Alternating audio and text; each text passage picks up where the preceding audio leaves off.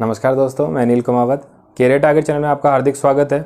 आज अपन बात करेंगे रेलगाड़ी के संबंधी क्वेश्चनों की। पार्ट 1 अपन ने पिछले वीडियो में कंप्लीट कर लिया था। पार्ट 2 के बारे में आज अपन देखेंगे। पार्ट 1 में मैंने आपको बेसिक तरीके सारे सिखा दिए थे। आज जो भी विद्यार्थी मेरे इस वीडियो से आज जुड़ा है वो कृपया उससे निवेदन है कि वो पार्ट 1 अवश्य देखें। ठीक है दोस्तों, तो पार्ट 2 के बारे में अपन बात करेंगे। इनके बेसिक्स मैं पार्ट 1 में बता चुका हूँ। पार्ट 2 में यहाँ पर क्वेश्चन चलेंगे और यहाँ पर उनके आंसर करेंगे। ठीक है दोस्तों, देखो सबसे पहले क्वेश्चन की बात करें तो पहले क्वेश्चन में आपको लिखा है दोस्तों, 30 किलोमीटर प्रति घंटा की चाल से जा रही रेलगाड़ी में बैठा व्यक्ति देखता है, यानी कि जो रेल थी वो 30 किलोमीटर प्रति घंटा की चाल से चल रही है। ठीक है दोस्तों, 30 किलोमीटर प्रति घंटा की चाल से चल रही है। उसकी विपरीत दिशा से आते हुए उसकी विपरीत दिशा में जाने वाली रेलगाड़ी उसे 9 सेकंड में पार कर जाती है। 9 सेकंड में उसको पार कर जाती है।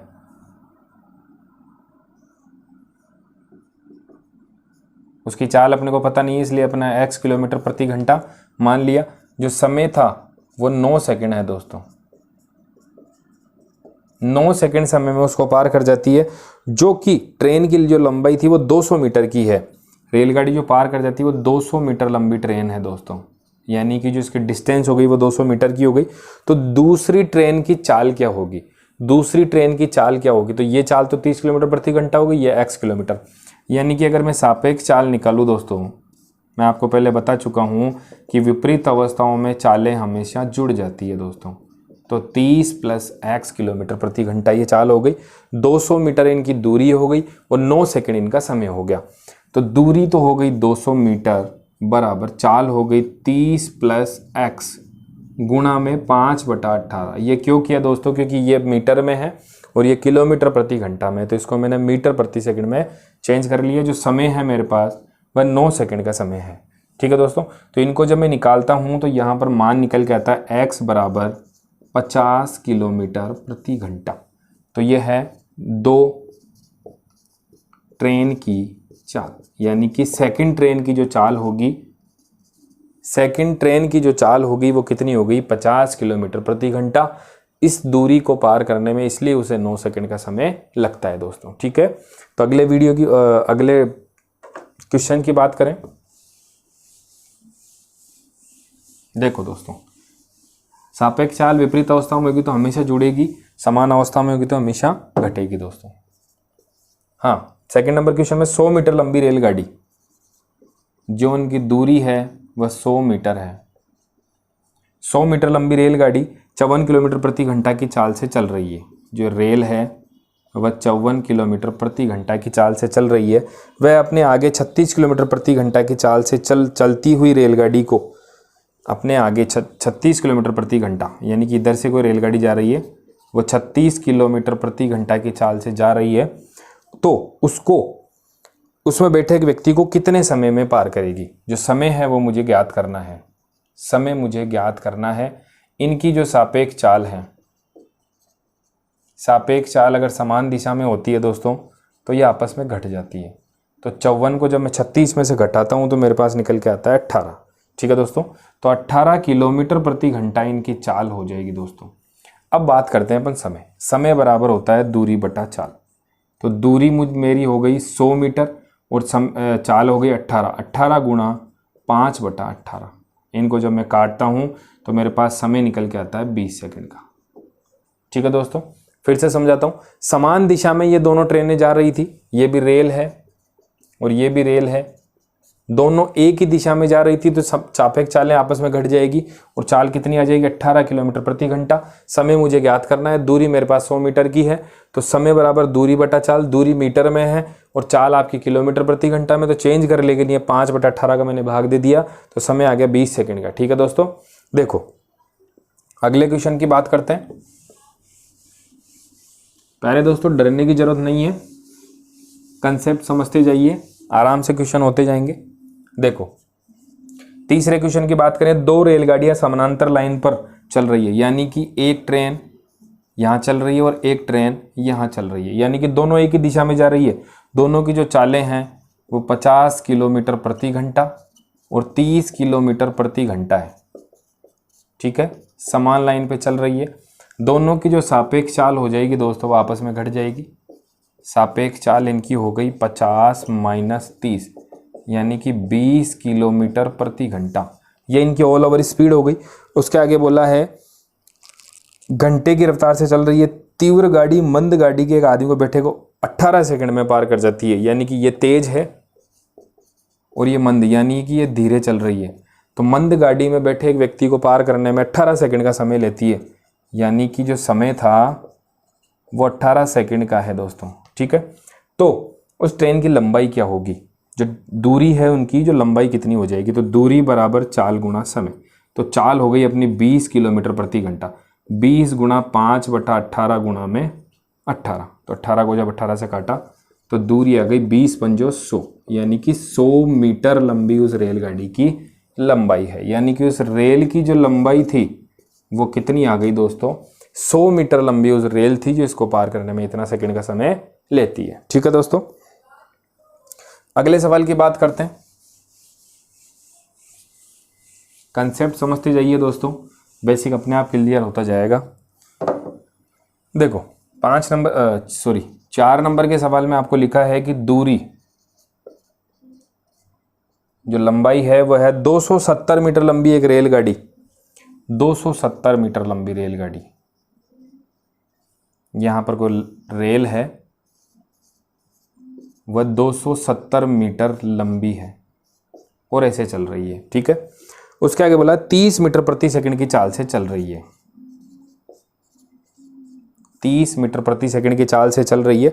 180 मीटर लंबे पुल को, यहां पर कोई पुल है, 180 मीटर लंबे पुल को पार करने में कितने सेकंड का समय लेगी दोस्तों। ठीक है, मैंने आपको बताया था कि चाहे पुल हो, चाहे प्लेटफॉर्म हो, चाहे सुरंग हो, यह जो दूरी होगी वह ट्रेन की दूरी में आपस में जुड़ जाएगी दोस्तों। ठीक है, तो इनकी जो दूरी हो जाएगी दोस्तों 270 मीटर, तो ये हो गई 180 मीटर की दूरी ये हो गई, तो कुल दूरी हो गई 270 प्लस 180, यानी कि 8 और 7 15, और ये 450 मीटर इनकी दूरी हो गई।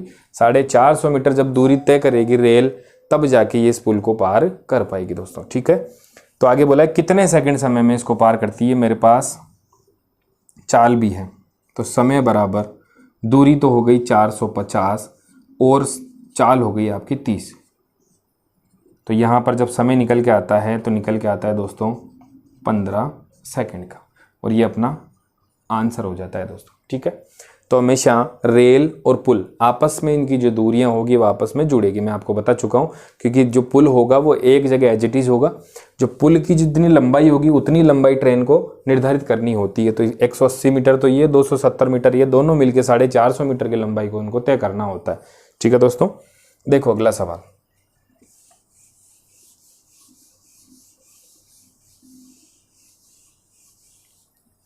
हाँ तो दोस्तों देखो 5 नंबर के सवाल की बात करें। 5 नंबर, एक रेलगाड़ी 450 मीटर लंबे प्लेटफॉर्म को, जो प्लेटफॉर्म था वह 450 मीटर का था दोस्तों। यहाँ पर कोई प्लेटफॉर्म है वो 450 मीटर का है, और यहाँ पर कोई ट्रेन है वो ऐसे चल रही है। हाँ, 450 मीटर लंबे प्लेटफॉर्म को 20 सेकंड में पार करती है। इसको जब पार करती है वो, तो समय उसको लगता है 20 सेकंड का, समय उसको 20 सेकंड का लगता है। यदि रेल की लंबाई 150 मीटर है, 150 मीटर है, तो उसकी लंबाई ज्ञात कीजिए, वो रेल की चाल ज्ञात कीजिए दोस्तों। तो चाल बराबर दूरी बटा समय होता है। तो दूरी जो है मैंने आपको बताया था कि 150 मीटर लंबी रेलगाड़ी है और 450 मीटर लंबा पुल है, यानी कि 600 मीटर।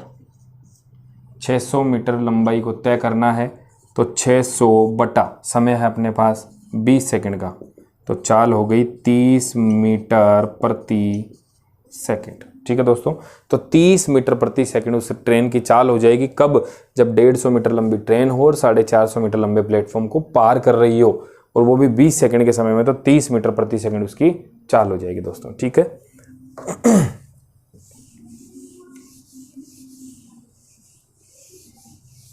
हाँ तो दोस्तों देखो अगला सवाल। 6 नंबर के सवाल में आपको लिखा है दोस्तों 130 मीटर लंबी एक रेलगाड़ी एक पुल को 90 किलोमीटर प्रति घंटा की चाल से पार करती है, तो 21 सेकंड में पार करती है, तो पुल की लंबाई क्या होगी। माना पुल की जो लंबाई है वह x मीटर है, माना पुल की लंबाई x मीटर है, जो सापेक्ष लंबाई हो जाएगी, यानी कि ट्रेन कितने मीटर की थी 130 की, और पुल की जो लंबाई है वह 130 मीटर की हो जाएगी, मतलब x मीटर। ठीक है, 90 किलोमीटर प्रति घंटा की चाल से चलते हुए 21 सेकंड में उसको पार करती है, तो पुल की लंबाई याद कीजिए। तो 130 प्लस में x बराबर 90 गुणा 5/18। ये क्यों किया दोस्तों, क्योंकि ये मीटर प्रति सेकंड में है इसलिए। और कितने सेकंड समय में पार करती है, 21 सेकंड समय में। ठीक है दोस्तों, तो x बराबर जो मान होगा वह 395 मीटर आ जाएगा। 395 मीटर क्या होगा, प्लेटफॉर्म की लंबाई। प्लेटफॉर्म की जो लंबाई है वो मेरे पास इस मान को निकालने के बाद आ गई 395 मीटर, यानी कि सापेक्ष जो लंबाई है 130 प्लस एक्स, 130 प्लस एक्स बराबर में दूरी गुणा चाल गुणा समय, चाल होगी 90 गुणा 5/18 गुणा में 21 सेकंड का समय। तो जब मैंने एक्स का मान निकाला तो 395 मीटर मान निकल के आ गया, और वो मान कितना है, प्लेटफॉर्म की लंबाई का। ठीक है, तो 395 मीटर लंबा प्लेटफॉर्म है जिसको पार करने में इतने सेकंड समय का समय लेती है। 7 नंबर के सवाल में आपको लिखा है दोस्तों, 260 मीटर लंबी एक रेलगाड़ी 120 मीटर लंबे पुल को, 260 रेलगाड़ी है, 120 मीटर लंबा पुल है, तो 380 मीटर इसकी दूरी हो जाएगी दोस्तों। पार करने में समय जो है वो 19 सेकंड का लेती है, 19 सेकंड का समय वह उसको पार करने में लेती है। तो ट्रेन की चाल क्या होगी, तो चाल बराबर दूरी बटा समय, दूरी हो गई 380 और 19 सेकंड का समय लेती है, तो चाल हो गई 20 मीटर प्रति सेकंड। ठीक है दोस्तों, तो 20 मीटर प्रति सेकंड का समय यहाँ पर लगेगा, और 20 मीटर प्रति सेकंड का समय यहाँ पर लग गया, लेकिन मुझे चाल पूछिए किलोमीटर प्रति घंटा में, तो यहाँ पर 5 को 4 बार गुणा करने पर 20 आया, तो 18 को 4 बार गुणा करने पर कितना आ जाएगा, 72 किलोमीटर प्रति घंटा। और ये क्या हो जाएगी दोस्तों, रेल की चाल। ठीक है, तो 5 को 4 बार गुणा करने पर तो आ गया 20 मीटर प्रति सेकंड, तो 18 को 4 बार गुणा करने पर क्या आ गया, 72 किलोमीटर प्रति घंटा। ठीक है दोस्तों, देखो अगला सवाल। ना समझ में आए तो वीडियो को 1 नहीं 2 बार देखो, कॉपी और पेन हमेशा साथ रखा करो दोस्तों। जो सवाल समझ में नहीं आता उसको लिख लिया करो। एक रेलगाड़ी 800 मीटर की और 400 मीटर लंबे पुल को क्रमशः 100 सेकंड और 60 सेकंड में पार करती है, तो सुरंग की लंबाई ज्ञात कीजिए। माना सुरंग की लंबाई है L मीटर। ठीक है, तो L प्लस 800 बट्टा में जो समय ले रही है वह 100 सेकंड का समय है, L प्लस 400 और समय ले रही है 60 सेकंड का। जब यहाँ पर 2L बराबर 400 तो L बराबर 200, यानी कि जो लंबाई है वह 200 मीटर की है। सुरंग की लंबाई,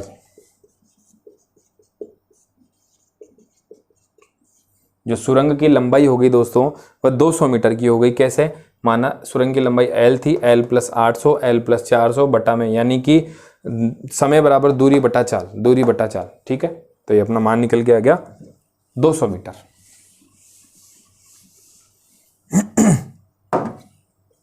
9 नंबर के सवाल की बात करते हैं, तो 9 नंबर के सवाल में लिखा है दोस्तों, 300 मीटर लंबी एक ट्रेन को 900 मीटर लंबे प्लेटफॉर्म को पार करने में, 300 मीटर लंबी ट्रेन है, 900 मीटर लंबा एक प्लेटफॉर्म है, यानी कि दोनों की जो दूरी है वह 1200 मीटर हो गई। जो समय उनको लग रहा है 1 मिनट 12 सेकंड।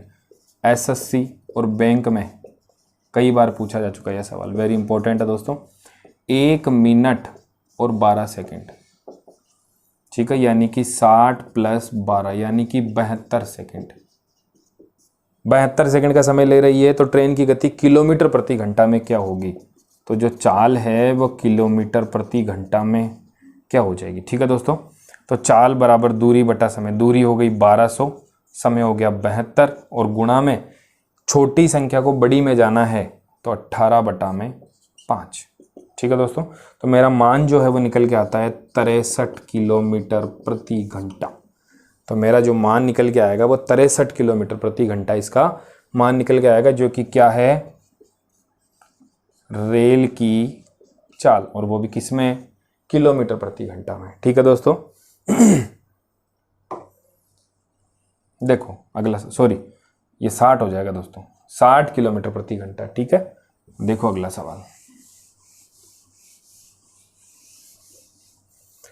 आज के वीडियो का लास्ट सवाल है।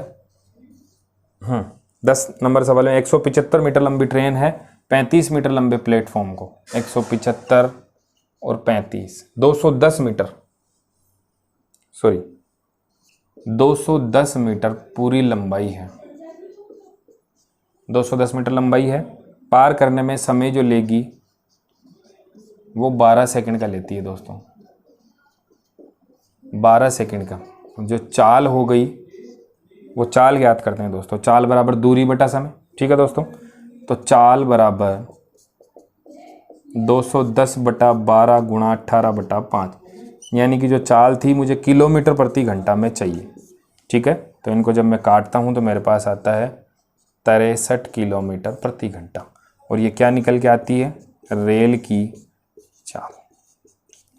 ठीक है दोस्तों, तो आज की वीडियो यहीं कंप्लीट होती है। सेकंड पार्ट के 10 सवाल अपन ने देख लिए हैं। पहला पार्ट मैंने इसके वीडियो से पहले मैंने डाल दिया है। जो भी विद्यार्थी आज इस वीडियो से जुड़े हैं तो वह पहला पार्ट देखना ना भूले। ठीक है दोस्तों, धन्यवाद।